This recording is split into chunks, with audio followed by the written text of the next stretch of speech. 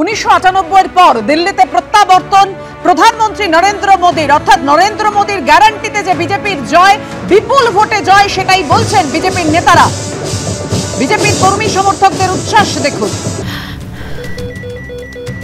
ক্যান্সারে নেই আর ভয়, NCRI এ হবে এর জয়। আপনাদের ভরসা নেতাজি সুভাষচন্দ্র বোস ক্যান্সার হসপিটাল। কিন্তু কংগ্রেসের কি বক্তব্য?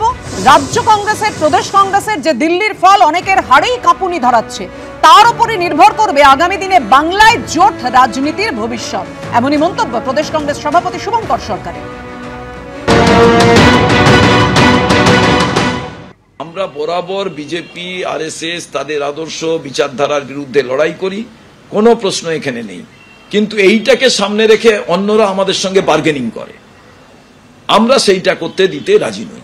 যারা আমাদের সঙ্গে আসতে চান তাদের কিন্তু আমরাও যেমন অনেক কিছু ত্যাগ করে দুপা এগোতে হবে, তাদেরও অনেক কিছু ত্যাগ করে দুপা এগোতে হবে। সেটা যারা যারা ইচ্ছুক হবেন তাদের সঙ্গে কথাবার্তার মধ্যে দিয়ে আগামী দিনে তৈরি হবে কেমনভাবে এগোনো যাবে।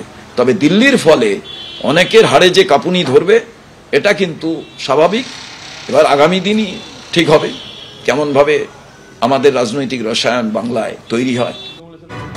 অর্থাৎ অনেক কথাই বলে দিলেন কিন্তু প্রদেশ কংগ্রেস সভাপতি শুভঙ্কর সরকার। সময়ের দিকে আমাদের নজর থাকবে, কারণ আপনারা জানেন রাজনীতি সম্ভাবনার শিল্প। 26 বছর পর দিল্লি দখলে রাখলো বিজেপি এবং দিল্লি বিধানসভার 70টি আসনের মধ্যে এই মুহূর্তে 48টি আসনে এগিয়ে রয়েছে বিজেপি এবং অন্যদিকে আম আদমি পার্টি এগিয়ে রয়েছে 22টি আসনে। কংগ্রেস সহ অন্যান্যদের ভাড়া শূন্য এবং পরিসংখ্যানগত দিক থেকে যদি তাকাই তাহলে 8 গুণ আসন বাড়িয়েছে বিজেপি এবং অন্যদিকে 3 ভাগের মাত্র 1 ভাগ আসনে এগিয়ে রয়েছে আম আদমি পার্টি। আজ বিকেল 5:30টায় দিল্লির সদর দপ্তরে যাবেন প্রধানমন্ত্রী নরেন্দ্র মোদী। অন্যদিকে অরবিন্দ কেজরিওয়াল সহ মনীষ সিসোদিয়া তারা প্রত্যেকেই কিন্তু নিজেদের আসনে পরাজিত হয়েছেন। একমাত্র বিদায়ী মুখ্যমন্ত্রী কালকাজি আসন থেকে প্রথমে পিছিয়ে থাকলেও জিতে গিয়েছেন।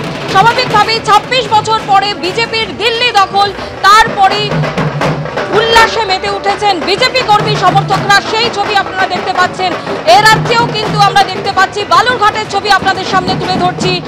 দিল্লিতে বিজেপির জয় এবং তারই সেলিব্রেশনে মেতে উঠেছেন বিজেপি কর্মী সমর্থকরা।